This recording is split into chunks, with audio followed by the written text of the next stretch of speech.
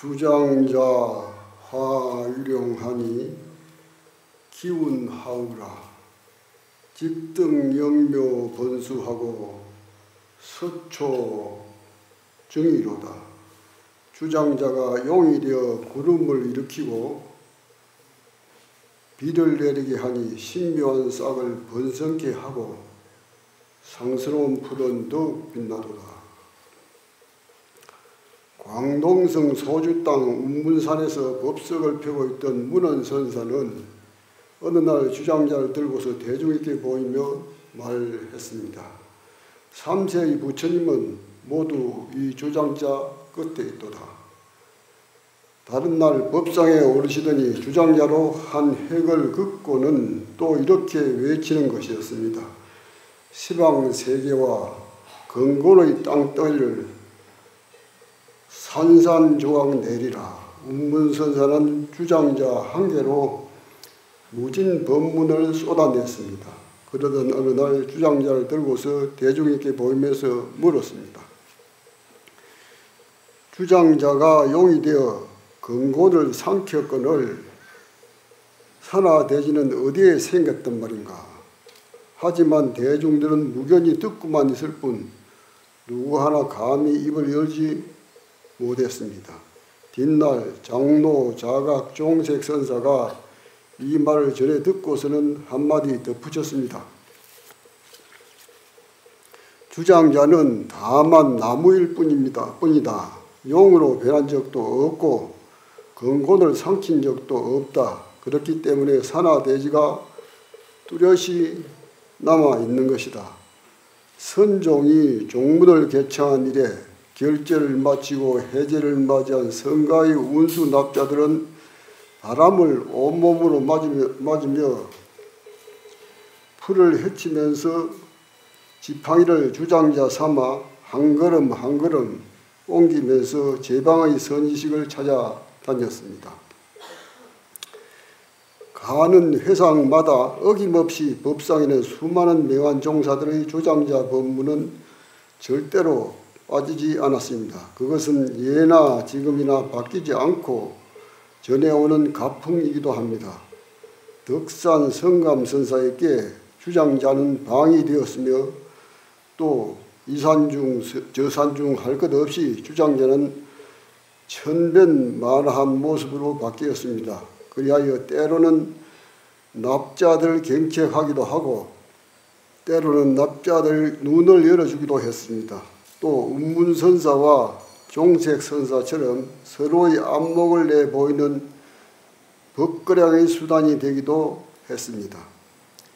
영각선사에게 주장자는 덕산선사처럼 방이었습니다. 방은 말 그대로 몽둥이입니다. 어느 날 동해의 용왕이 1월 등명부 즉 해와 달과 겨루며 크게 싸웠습니다. 하지만 결국 승부를 가리지 못했습니다. 한참 동안 그 광경을 쳐다보고 있던 선사는 분노하여 양쪽을 모두 주장자로 각각 30대씩 때리고선 북을 단월로 쫓아버렸습니다. 그리고 주장자를 던져버리고는 곁에서 당신의 행동거지를 처음부터 끝까지 보고 있던 시자를 돌아보며 갑자기 묻는 것이었습니다. 양편의 시비는 접어두겠다. 그렇다면 시자는 맑은 날의 보름달과 흐린 날이 비를 벗어난 항구절을 어떻게 말하겠느냐.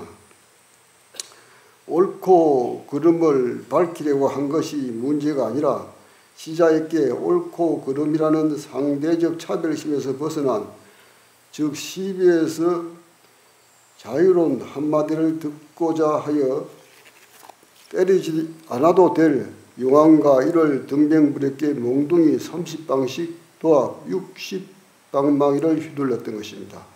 알고 보면 모든 법문은 후학을 위한 낙초자비의 방편인 것입니다. 대종고선사는 법상에 올라 주장자를 높이 잡고 올렸다가 내리면서 한 소리를 크게 지른 다음 말씀하셨습니다. 덕산의 방과 임재의 하를 지금 막 그대들에게 보여주었다. 하늘은 어째서 높고 땅은 무슨 까닭으로 넓은가? 오물 더미 위에 거름을 쌓아 올리는 짓은 그만하고 이제 뼈를 바꾸고 내장을 씻어내라. 내가 더 이상 말하지 않고 몇 발자국 물러나 여러분에게 헤아릴 시간을 주겠다. 그렇다면 어떻게 대답하겠는가? 그리고 양구하였습니다. 하지만 대중들은 헤아리고도 남을 시간이 지났음에도 불구하고 어느 누구 하나 어떤 대답도 하지 못했습니다. 그러자 선사는 주장자를 던지고는 한 소리 크게 내지르고 다시 말씀했습니다.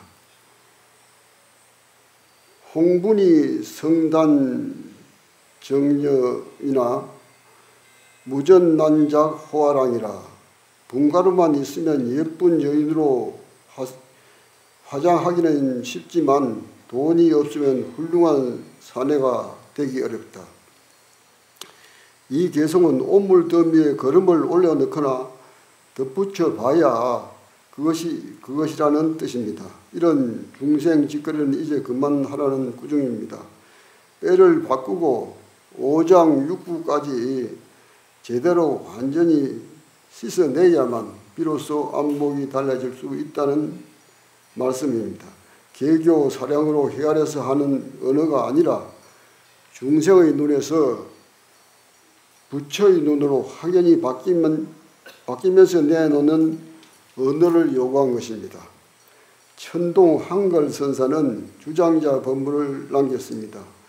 이는 대선사보다 한 걸음 더 나간 말씀입니다. 선사께서 법상에 올라 앉아 주장자를 높이 세우고서 미혹되었을 때는 단지 이것에 미혹되는 것이다. 라고 하고는 다시 주장자를 한번 내려치면서 큰 목소리로 말했습니다. 깨달을 때도 단지 이것을 깨달은 것뿐이다. 설사 미혹과 깨달음을 모두 잊었다 해도 쓰레기 위에 두엄덩이를 거듭 덮는 것과 같다. 동쪽에서 솟았다가 서쪽으로 가라앉고 깃털 전체를 어디에도 얽매이지 않고 벗어난 경지에서 한 구절 말해볼 사람이 있는가? 하지만 대중들은 여전히 침묵이 이어질 뿐이었습니다.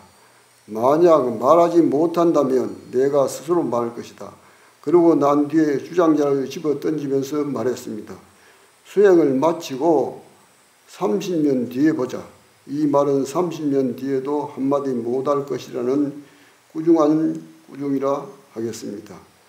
밤 조선 선사가 병상에서 일어나 법상에 올라앉아 말했습니다. 병들어 누운 지 10여일이 되는 듯하구나. 조금도 기력이 남아있지 않고 근육과 뼈는 살갗을 뚫고 다 드러났다. 애써 몸을 지탱하고는 있으나 소금기도 없고 곱기도 없으니 누가 나를 위해 설명해 주겠는가. 하지만 모두 묵묵부답이었습니다. 앞에서 말씀하신 선사들과 마찬가지로 당신도 자문자답했습니다. 선사는 주장자를 잡고서 주장자가 일어났다라 말하고 크게 껄껄 웃었습니다. 그런 다음 주장자를 위쪽으로 올렸다 내리치면서 말했습니다. 밝은 구슬 1000마를 쏟아냈으니 각자 창고를 점검해 보기 바란다. 한여름 열기 속에서 어느새 해제가 되었습니다.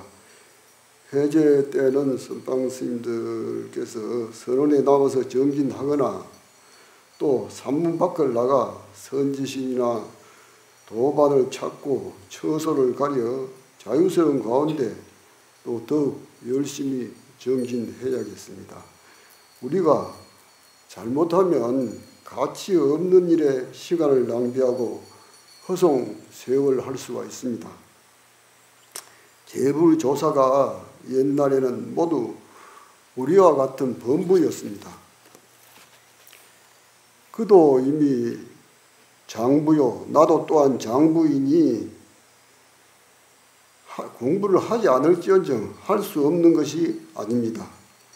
정진을 잘 하도록 하십시다.